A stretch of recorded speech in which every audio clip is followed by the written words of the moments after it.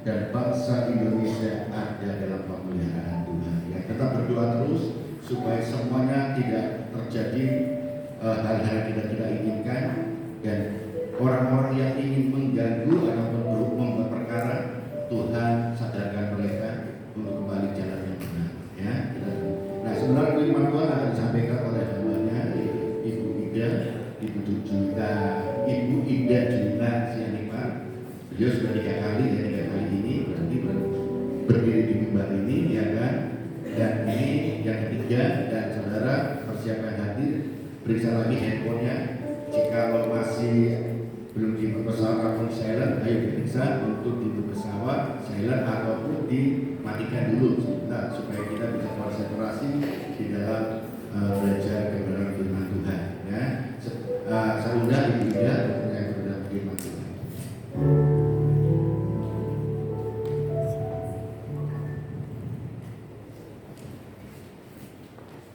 Selamat pagi. Pagi. Kita akan bersama-sama belajar dari satu bagian firman Tuhan. Tema kita hari ini, keluarga yang dicintai Tuhan. Saya percaya sekali Bapak Ibu, kita sebagai papa mama, sebagai suami istri, sebagai anak orang tua, menantu mertua, kita rindu untuk membentuk keluarga kita menjadi keluarga yang dicintai oleh Allah. Mari sama-sama kita lihat dari Kisah Para Rasul 18 ayat 1-4. Nanti saya lanjutkan ayat 11, lalu ayat 18-28. Perikop ini Paulus di Korintus, ya. Kisah Para Rasul 18 ayat 1-4 saya baca terlebih dahulu. Saya akan bacakan dalam terjemahan Alkitab edisi kedua. Kemudian Paulus meninggalkan Athena lalu pergi ke Korintus. Di situ ia berjumpa dengan seorang Yahudi bernama Aquila yang berasal dari Pontus dan baru datang dari Italia, dan dengan Priscilla istrinya. Karena Kaisar Claudius telah memerintahkan supaya semua orang Yahudi meninggalkan Roma, Paulus singgah di rumah mereka. Karena memiliki pekerjaan yang sama, ia tinggal bersama mereka. Mereka bekerja bersama-sama karena mereka sama-sama tukang kemah. Ayat yang ke-11. Satu lagi ya. Setiap hari Sabat, ayat 4 ya, Paulus berbicara dalam rumah ibadat dan berusaha meyakinkan orang-orang Yahudi dan orang-orang Yunani. Ayat 11. Lalu tinggallah Paulus di situ selama 1 tahun 6 bulan, dan ia mengajarkan firman Allah di antara mereka. Ayat 18. Paulus tinggal beberapa hari lagi di Korintus, lalu ia minta diri kepada saudara-saudara di situ dan berlayar ke Syria. Sesudah ia mencukur rambutnya di Kenkrea karena ia telah bernazar, Priscilla dan Aquila menyertai dia. Sampailah mereka di Efesus, dan Paulus meninggalkan Priscilla dan Aquila di situ. Ia sendiri masuk rumah ibadat dan bertukar pikiran dengan orang-orang Yahudi. Mereka minta kepadanya untuk tinggal lebih lama di situ, tetapi ia tidak mengabulkannya. Ia meminta diri dan berkata, "Aku akan kembali kepadamu jika Allah menghendakinya." Lalu bertolaklah ia dari Efesus. Ia sampai di Kaisarea, dan setelah pergi ke Yerusalem dan memberi salam kepada jemaat, ia berangkat ke Antioquia. Setelah tinggal beberapa lama di situ, ia berangkat lagi, lalu menjelajahi seluruh tanah Galatia dan Frigia untuk menguatkan hati semua murid. 24. Sementara itu datanglah ke Efesus seorang Yahudi bernama Apolos yang berasal dari Alexandria. Ia seorang yang fasih berbicara dan sangat menguasai kitab suci. Ia telah menerima pengajaran tentang jalan Tuhan. Dengan bersemangat ia berbicara dengan teliti. Ia mengajar tentang Yesus, tetapi ia hanya mengetahui baptisan Yohanes. Ia mulai mengajar dengan berani di rumah ibadat. Namun setelah Priscilla dan Aquila mendengarnya, mereka membawa dia ke rumah mereka dan dengan lebih tepat menjelaskan kepadanya jalan Allah. Karena Apolos ingin menyeberang ke Akaya, saudara-saudara di Efesus mendukung dan mengirim surat kepada murid-murid di situ supaya mereka menyambut Setibanya di Akaya, ia menjadi sangat berguna bagi orang yang percaya oleh anugerah Allah. Sebab dengan penuh semangat ia membantah orang-orang Yahudi di depan umum dan membuktikan dari kitab suci bahwa Yesuslah Mesias. Demikianlah firman Tuhan bagi setiap kita yang membaca dan untuk belajar untuk melakukan firman Tuhan dalam hidup kita.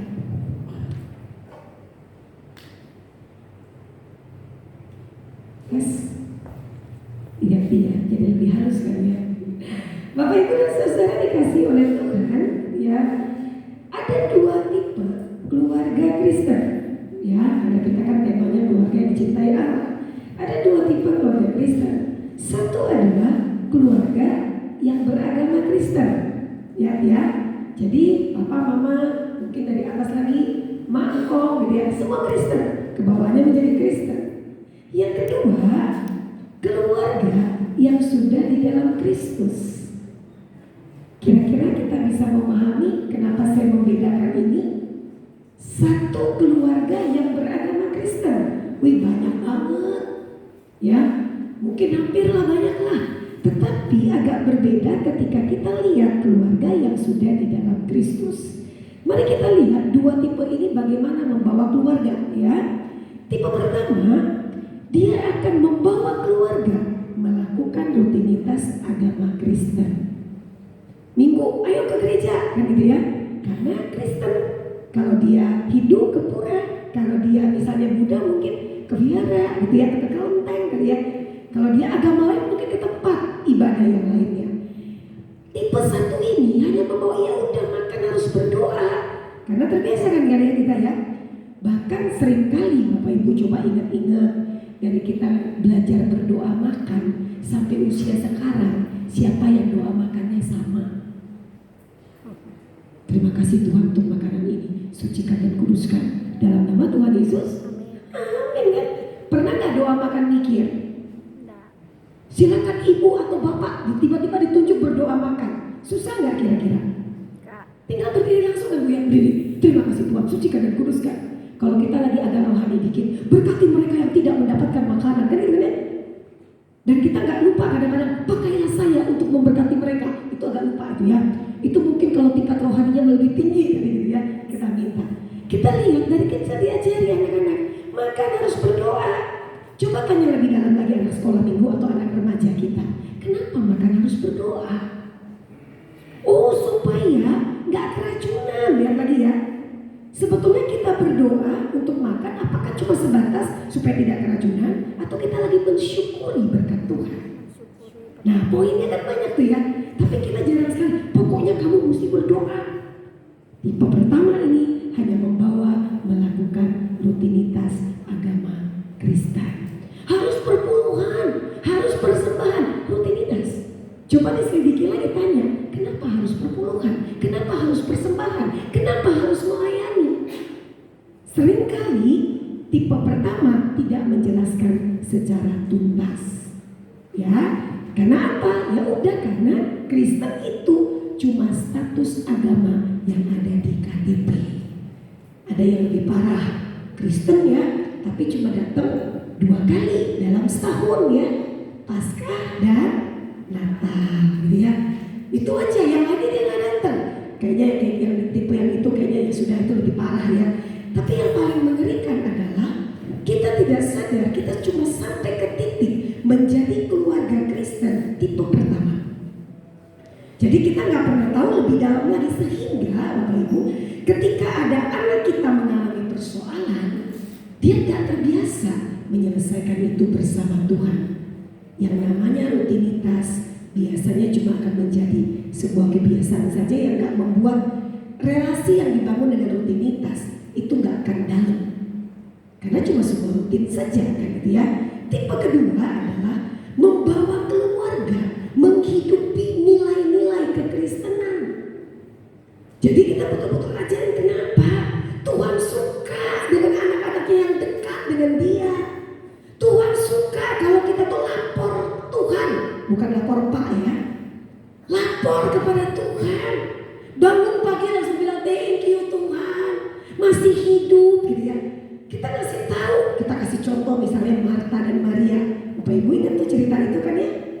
Si Marta sibuk kerja, Maria memilih yang terbaik karena dia tahu ini ada waktunya saya harus mendengarkan suara Tuhan, berkomunikasi dengan Tuhan.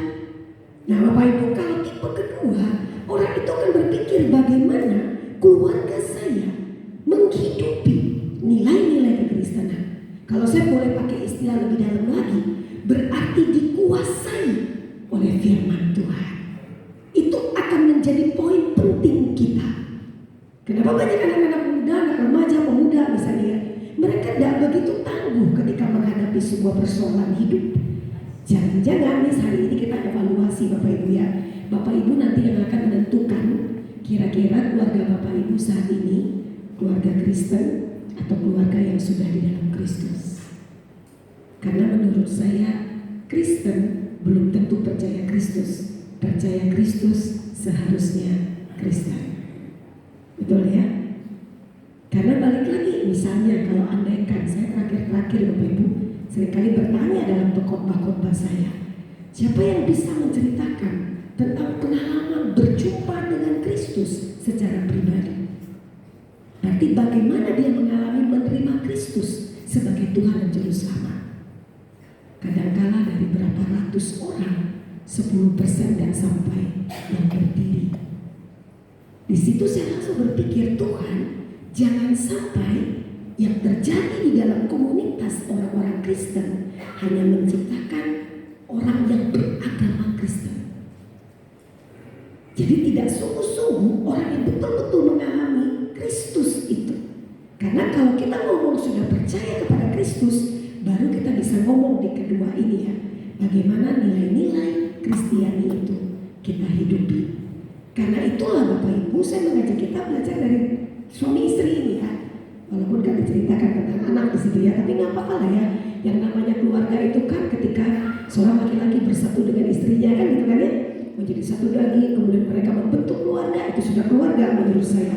Lepas dari Tuhan kasih anugerah bonus anak ataupun tidak, gitu ya, mereka tetap adalah keluarga.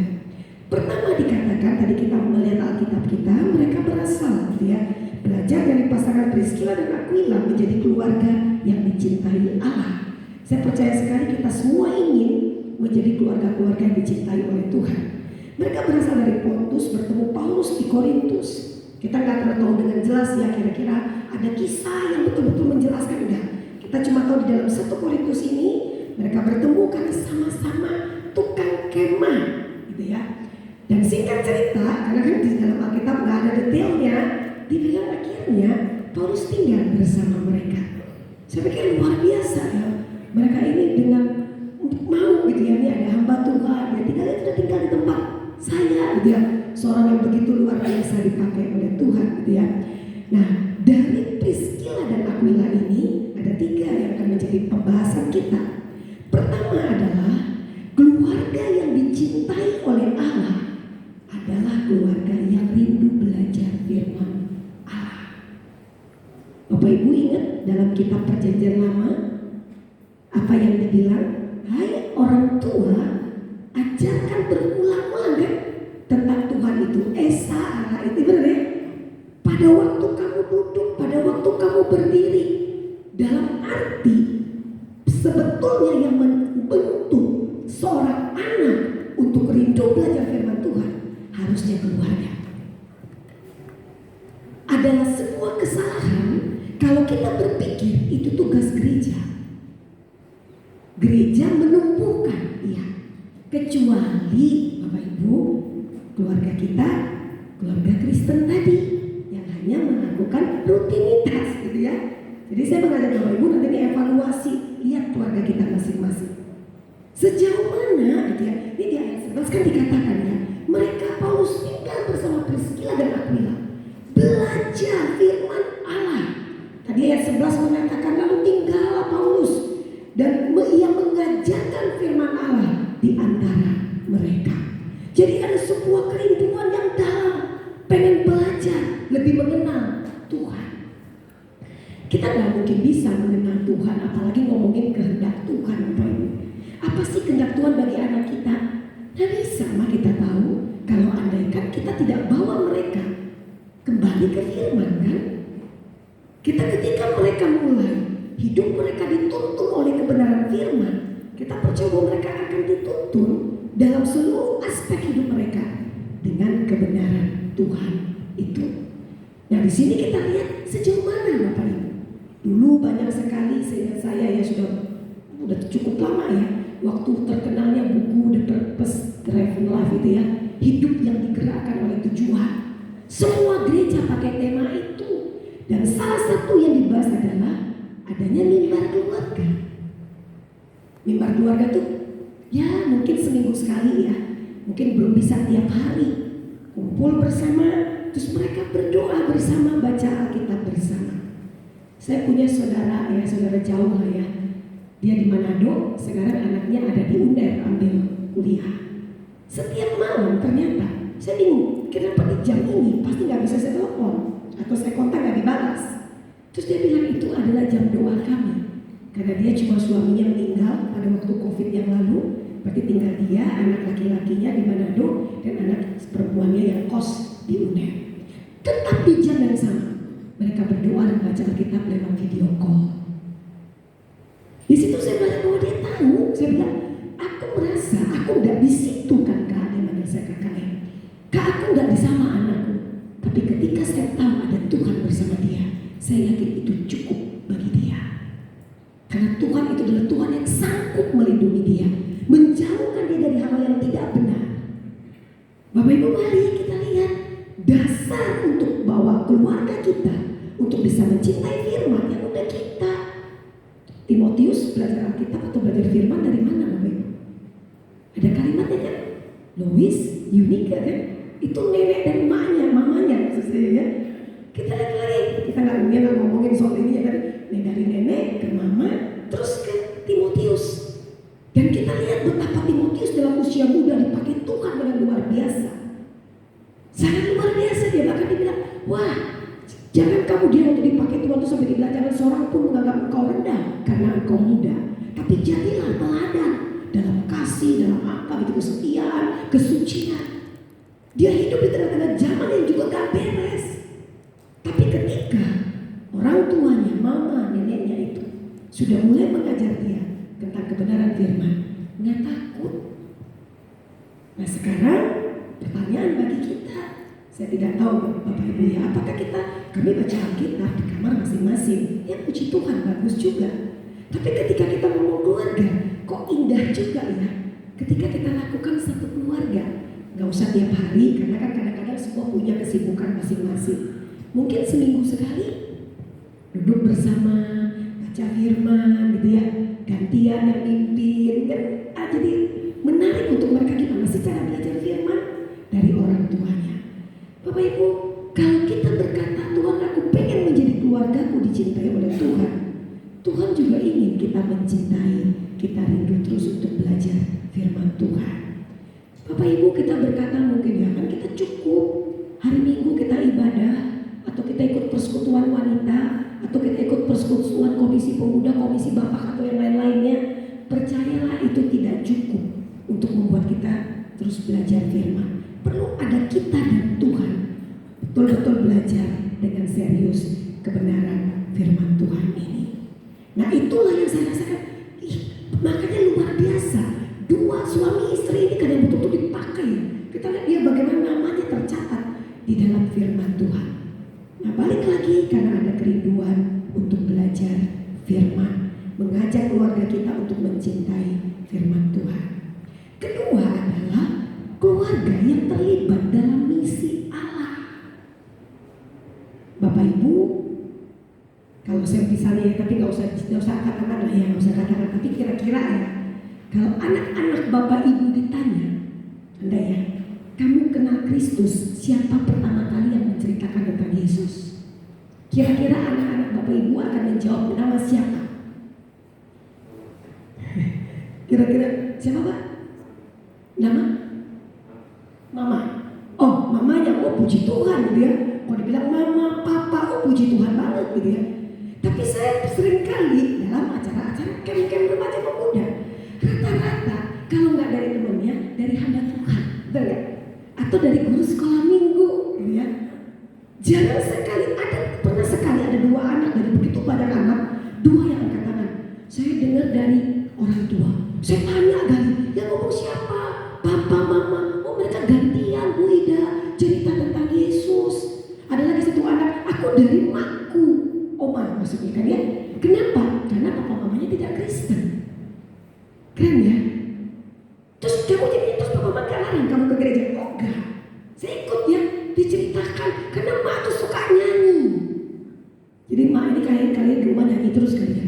Ketika nyanyi terus pikir kok happy kali ya.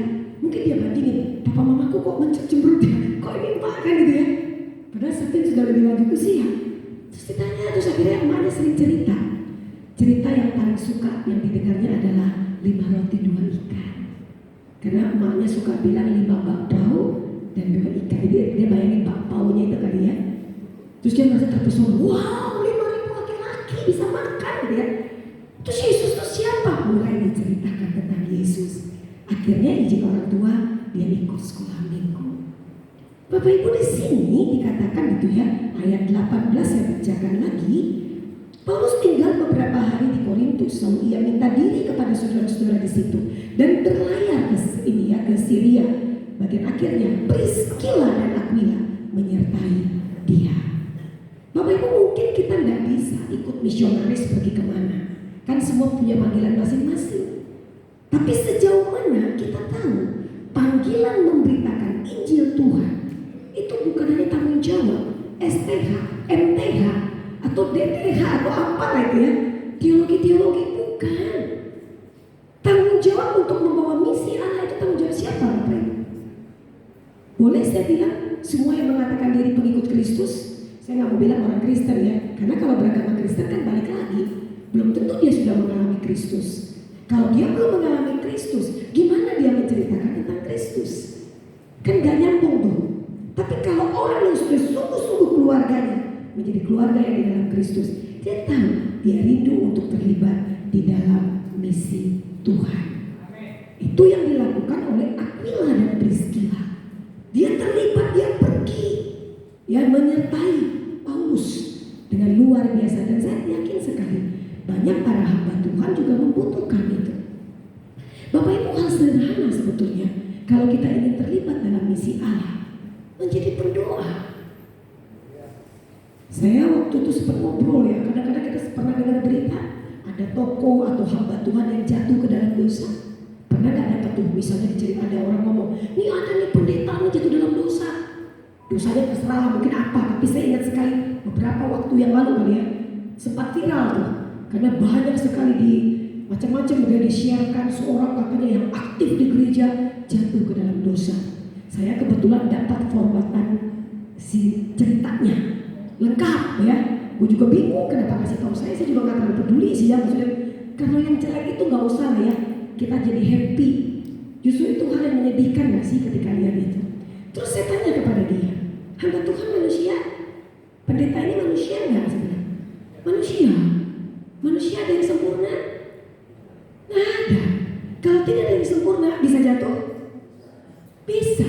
Terus kenapa mesti bertanya kok bisa? Kan manusia. Kadang kita ini sebagai orang Kristen, Bapak Ibu, aneh gak sih? Kita sama-sama tahu ada yang berani bilang ada yang sempurna di antara kita? Nggak ada yang sempurna. Kalau tidak ada yang sempurna, apa hak kita menuntut kesempurnaan? Terus saya lanjutkan lagi nih sama orang yang ngirim ini kan ya, karena ngirim terus ya. Saya mungkin pikir dia mungkin kesal juga kali, sedih atau kesal nggak tahu lah ya. Terus saya kira tanya lagi ke dia, permisi tanya, dalam 1 bulan yang Tuhan berikan bagimu, berapa menit engkau lakukan berdoa untuk para hamba Tuhan agar mereka dipakai Tuhan, agar mereka tidak jatuh, agar mereka tidak berani menceritakan tentang Injil Tuhan? Berapa menit kamu pakai untuk para misionaris? Berapa menit dalam 1 bulan kamu pakai untuk mendoakan keluarga-keluarga hamba Tuhan? Terus dia cuma balas he itu ya tuh, untuk dia gak kasih kabar-kabar ketawa kan ya. Terus saya bilang kepada dia, dirimu tidak pernah berperan, terus kenapa menuntut dan menghakimi? Kita tidak pernah dipanggil untuk menghakimi, kita dipanggil untuk mendoakan. Kalau kita dipanggil untuk mendoakan dan kita bilang yang bisa jadikan satu keluarga kita doa sama-sama. Yang saya nggak tahu mungkin hari Jumat kah, Sabtu kah, Senin kah. Anak-anak kita diajar untuk berdoa syafaat. Berdoalah untuk mereka. Ini kalau kita nggak bilang ya, saya kan tidak bilang misalnya silakan Bapak Ibu pergi nih, ada misionaris kemana ke pedalaman, kita ikut menyertai. Mungkin nggak di situ. Tapi hal yang paling mudah untuk kita lakukan, yang nggak perlu duit ibaratnya, cuma waktu yang perlu kita berikan. Berdoa bagi mereka. Apalagi ya udah kita juga dipanggil untuk menceritakan. Jangan cuma serahkan anak-anak kita ke ini misalnya ya, atau mungkin yang anak-anak yang remaja pemuda sudah di dalam Tuhan, yang punya panggilan dong, kita menceritakan tentang Yesus kepada orang-orang di sekitar kita. Banyak misi Allah lewat apalagi lewat dana macam-macam. Ya tinggal di mana Tuhan kasih kita kapasitas yang mana. Saya nggak pernah merasa kalau secara dana lebih rohani daripada yang berdoa. Saya juga tidak pernah merasa yang kasih dana lebih akan jauh lebih rohani dibanding yang terlibat langsung. Bagi saya sama. Tuhan punya memberi kita porsi masing-masing. Tapi sejauh mana di sini? Oke, saya tidak bisa seperti Priscilla dan Aquila yang akan mendampingi sampai ada di situ terus. Tapi saya bisa lakukan dengan cara apa? Ya dengan cara tadi kita doakan. Kalau ada berkat kita dukung. Kalau ada orang di sekitar kita, kita menceritakan tentang Tuhan. Menceritakan tentang Tuhan kan tidak hanya percaya Yesus, kan harus gitu juga kan Bapak Ibu. Itu kan lewat kata-kata salah satunya. Salah dua aja, lewat sikap kan bisa. Lewat bagaimana kita balik lagi, rindu belajar firman, terus kita menghidupi firman. Orang bisa lihat Kristus itu dalam hidup kita. Kita gak usah ngomong kasih, tapi orang pikir gini, gila ya orangnya, kerasa sekali bahwa dia penuh dengan cinta. Itu sudah memberitakan gak tentang kasih Tuhan? Padahal kita gak perlu ngomong, daripada kita ngomong, itu kasih gitu ya. Terus kita ketika dibutuhkan orang, kita gak pernah sedikit pun sekalipun menunjukkan kasih Allah itu. Bagaimana mungkin orang-orang di sekitar kita bisa melihat Allah kalau orang yang berkata percaya Allah tidak menunjukkan karakter Allah? Makanya saya seringkali ya, kita seringkali berdebat, ngobrol ya sama mahasiswa. Ngomongnya apa Bapak Ibu? Bisakah orang berbuat baik tanpa agama? Bisa kan ya? Orang bisa berbuat baik tanpa agama. Boleh bisa orang berbuat baik tanpa Tuhan. Maksudnya dia gak percaya Tuhan nih. Seorang ateis lah, orang gak percaya Tuhan. Bisa kan ya? Terus pertanyaan lanjutannya gini, kalau memang, ini anak satu anak lagi nanya nih, kalau begitu Bu Ida, kalau orang bisa tanpa agama, tanpa Tuhan orang bisa berbuat baik, untuk apa kita beragama? Untuk apa kita bertuhan? Saya pikirin untuk menjawab pernyataan itu. Ada benarnya nggak kalimat itu, Bapak Ibu? Ada benarnya kan? Hati-hati Bapak Ibu. Kadang-kadang orang yang tidak aktif di gereja, yang tidak pernah beraktivitas dengan kegiatan agama, kadang jauh lebih manusiawi dibanding orang yang dekat katanya dengan Tuhan. Tapi saya langsung jawab mereka kan, nih mesti mikir jawabannya kan. Langsung ya hikmat Tuhan muncul. Saya langsung bilang ke mereka, betul nggak? Tapi coba kamu lihat dari kacamata cara berpikir yang berbeda. Kalau orang bisa berbuat baik tanpa agama, orang bisa berbuat baik tanpa percaya kepada Tuhan, itu artinya betapa baiknya orang beragama dan bertuhan harus hidup. Bapak Ibu, kita bisa lihat dari, kan kita kalau kita orang yang percaya Tuhan, kita bisa bilang kalau itu nggak usah Tuhan. Nah kita yang percaya Tuhan berarti tugas kita lebih berat untuk menyatakan Tuhan tadi, membawa misi Allah tadi. Jadi tugas kita lebih berat, apalagi menghadapi orang yang begitu baik, yang nggak pernah ngomongin orang gitu ya, nggak pernah kasar gitu misalnya ya, yang selalu menolong orang-orang. Saya tuh respect ya Bapak Ibu dengan salah satu orang pembicara dari agama Konghucu, pernah kami undang ke kampus. Waktu itu dia cerita tentang mereka selalu bikin yang namanya ngasih sembako kali ya. Itu nggak perlu dibantu agama apa. Tapi yang paling saya tertarik adalah ketika dia cerita apa Bapak Ibu. Ketika dia cerita, si orang yang dari toko Konghucu bilang, mereka tuh ada beasiswa dan tidak peduli agama apa yang menerima. tidak lebih gitu ya dari mereka yang mungkin dalam beragam agama yang ada atau orang yang tidak percaya agama. Wow, kita nggak akan mudah membawa mereka untuk bisa bertemu dengan Kristus. Karena apa? Nggak bisa, mau ngapain?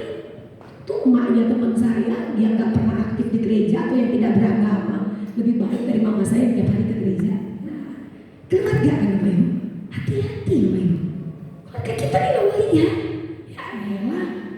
Papaku aja tuh saya sampai ngomong, Bapak Ibu selalu ngasih bukan ilmu, karena saya pikir ini penting, karena saya kan kalau di namanya ngajar itu kan kalau di gereja khotbah kan lain.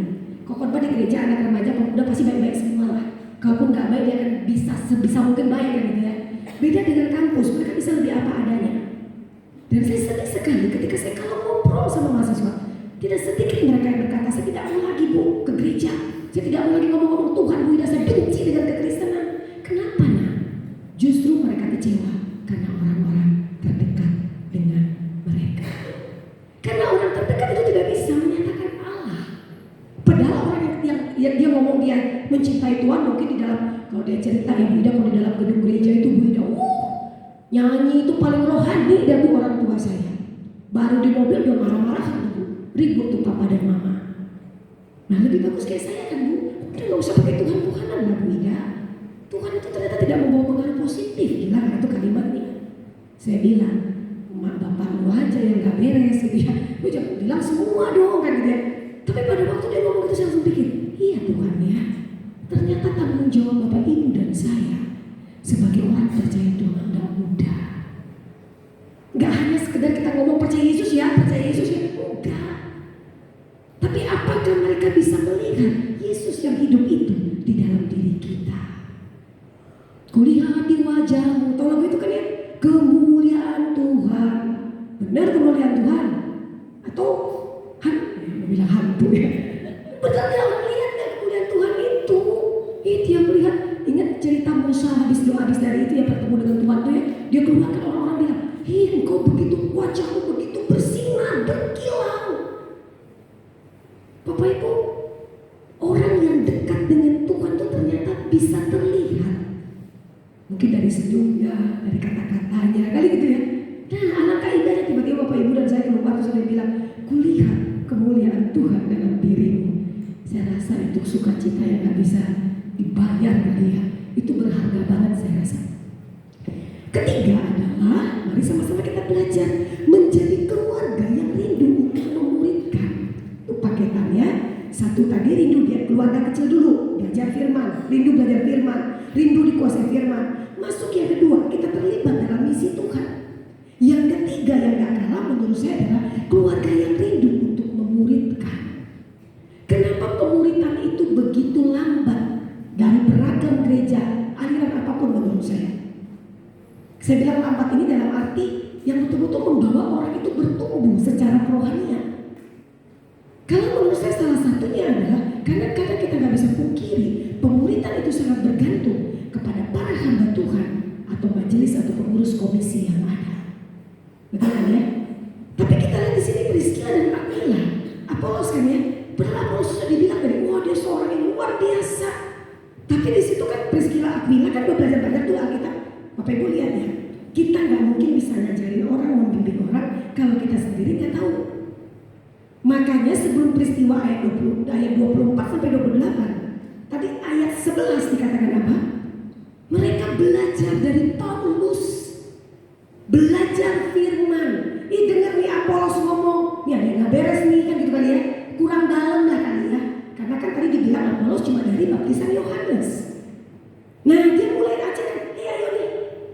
Jadi siapa bilang? Karena nggak semua juga orang dipanggil Tuhan untuk sekolah teologi. Ya puji Tuhan kalau kita punya panggilan ya, tapi nggak semuanya terpanggil. Tapi untuk belajar Alkitab, apakah mesti nunggu STH dulu? Kan tidak, Bapak Ibu. Kita bisa ikuti kalau ada pemahaman-pemahaman Alkitab di gereja kita.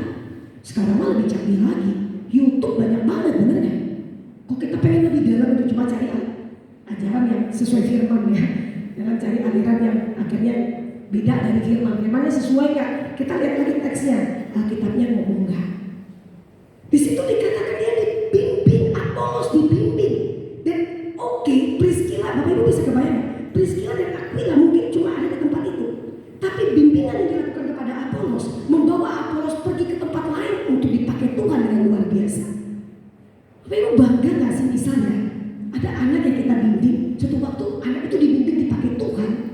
misalnya berkhotbah, mungkin banyak orang bertobat ribuan.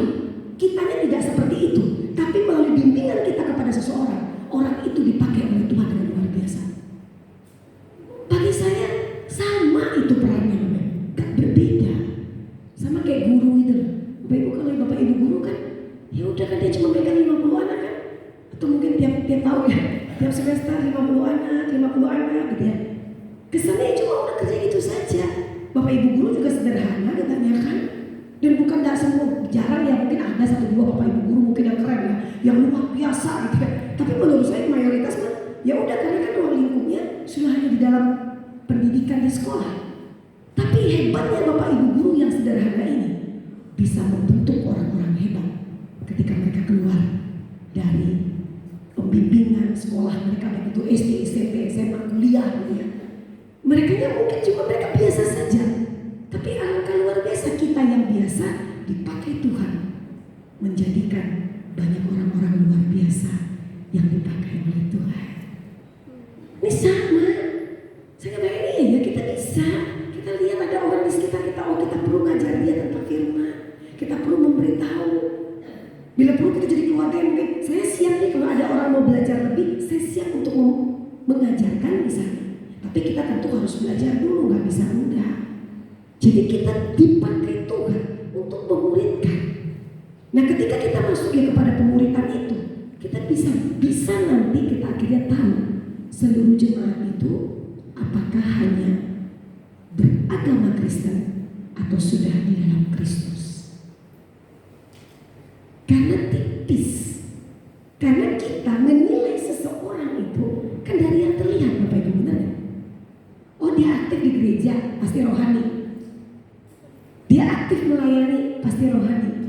Saya bilang tidak, saya nggak yakin itu. Belum tentu maksud saya. Ada yang betul-betul dia sudah dalam Tuhan, bisa saja. Tapi apakah pasti? Saya rasa belum tentu. Kenapa saya bilang belum tentu? Karena balik lagi. Karena kita kan sibuk dengan aktivitas. Jangan sampai kita lelah dengan aktivitas. Tapi suatu waktu nanti ketika Tuhan datang kedua kalinya, Tuhan malah bilang, aku tidak kenal kamu. Karena orang yang percaya Kristus, Tuhan Yesus bilang apa? Adalah orang yang melakukan kehendak Bapakku yang di surga. Kalau kita ngomong apa kehendak Bapa yang di surga sehingga membuat kita menjadi kuat yang dicintai Allah, Dia ingin kita rindu belajar firman, Dia ingin kita terlibat dalam misi Tuhan, dan Dia ingin kita menjadi anak-anak Tuhan yang memuridkan. Bisa saja kita lakukan sama siapa? Sama orang-orang terdekat, sama orang di rumah kita, ponakan, cucu, tante, om, menantu misalnya. Terserah, maksudnya kita lihat Tuhan siapa orang di sekitarku ini yang Tuhan mau pakai saya untuk memuridkan mereka. Bapak Ibu yang dikasih oleh Tuhan, keluarga yang dicintai Allah adalah keluarga yang membawa keluarganya untuk hidup sesuai dengan tujuan Allah. Apa tujuan Allah bagi anak-anak kita? Jangan jadikan tujuan kita untuk mereka, tetapi tujuan Allah. Bagaimana mereka tahu tujuan Allah? Bahwa mereka dekat dengan Allah, sehingga mereka peka dengan apa yang Tuhan inginkan bagi mereka. Saya pengen anak saya jadi pengusaha, saya pengen anak saya jadi desainer, saya pengen anak saya jadi A, B, C, D dan lain-lain. Pertanyaan saya ketika Bapak Ibu menginginkan, apakah itu sesuai dengan apa yang Tuhan inginkan? Sama juga dengan Bapak Ibu yang bekerja saat ini, yang melayani saat ini, yang ada dalam komunitas saat ini. Sejauh mana sampai detik ini Bapak Ibu dan saya berani berkata, sampai detik ini saya hidup sesuai dengan tujuan Allah? Atau kita punya agenda sendiri, kita punya tujuan sendiri yang gak sesuai dengan tujuan Tuhan dalam hidup kita? Bagaimana mungkin kita bisa berkata, jadilah kehendak-Mu, bukan kehendak-Ku, kalau kita gak tahu kehendak Tuhan itu apa? Bagaimana kita bisa tahu tujuan Tuhan dan kehendak Tuhan? Balik lagi Bapak Ibu, dekatlah dengan Tuhan. Kemarin saya dengar di dalam sebuah ibadah doa, satu kalimat bagi saya langsung berkesan. Salah satu kita mencari pimpinan Tuhan kan dengan relasi dengan Tuhan. Salah satunya kan berdoa kan ya. Terus dia ucapin kalimat, berdoa sama Tuhan harus setiap waktu, bukan sewaktu-waktu. Saya langsung pikir, iya ya. Ketika itu sewaktu-waktu, berarti ketika ada kepepet dong, sakit, butuh duit, butuh apa-apa, Tuhan gitu ya. Sama kayak gempa kemarin kali ya, heboh gak tuh gempa bumi kemarin ya. Wah, apalagi kita ini HB20 ya. Udah gak turun lagi saya dia, ya sudahlah, udah waktunya pergi-pergi aja lah kan gitu ya. Terus mau diapain, turun, jangan-jangan nanti matinya gara-gara lari dari tangga kan gitu kan. Tapi baru saya lihat itu, kita lihat, teriak semua tuh. Saya lihat di TikTok, di apa ya, di Instagram. Tuhan Yesus, darah Yesus, jadi syuting lagi dimasukin gimana. Tapi apa yang saya lihat di situ? Kalau orang yang tahu benar dengan Tuhannya, saya doa tapi saya nggak teriak, saya cuma dalam hati, Tuhan, tolong saya tahu Engkau pengendali semuanya, sudah. Tapi yang terjadi itu kan kayak yang direkam-rekam itu loh, semua agama kok neriakin Tuhan masing-masing ya. Di situ saya lihat, jangan sampai Bapak Ibu kita ini bergantung sama Tuhan itu cuma sewaktu-waktu, bukan setiap waktu. Susah untuk bertumbuh dalam kerohanian kalau yang kita lakukan rutinitas sewaktu-waktu. Lakukanlah setiap waktu. Rindu belajar firman setiap waktu, ikut terlibat dalam misi Tuhan setiap waktu, dan rindu untuk memuridkan setiap waktu yang Tuhan berikan bagi kita. Mari kita berdoa. Bapa, kami mau bersyukur kepadamu kalau kami sudah di dalam Kristus. Jikalau Tuhan ada di antara kami anak-anak-Mu yang belum mengalami pertemuan perjumpaan pribadi dengan Kristus, kiranya firman Tuhan pagi ini boleh berbicara kepada setiap kami, membuka mata rohani kami, membuka hati kami untuk melihat apakah kami sudah sungguh-sungguh menjadi pengikut Kristus atau kami cuma berstatus agama Kristen. Bapak, kalau memang kami sudah di dalam Engkau, kalau kami sudah sungguh-sungguh berjumpa dengan Kristus, Tuhan tolong kami agar kami boleh membentuk keluarga yang dicintai oleh Allah. Kami rindu keluarga kami menjadi keluarga yang terus belajar firman Tuhan, dituntun oleh firman Tuhan, dikuasai oleh firman Tuhan. Kami rindu Tuhan keluarga kami dipakai untuk membawa misi Allah. Misi Allah untuk menceritakan, memberitakan kabar keselamatan itu. Misi Allah untuk menjangkau orang-orang untuk merasakan kasih dan kepedulian Allah. Bapak, pakai kami sebagai keluarga-keluarga Kristen. Dan juga Tuhan mampukan kami untuk dapat terlibat melakukan pemuridan bagi orang-orang di sekitar kami. Bapak, berkati setiap jemaat-Mu agar kami boleh menjadi anak-anak Tuhan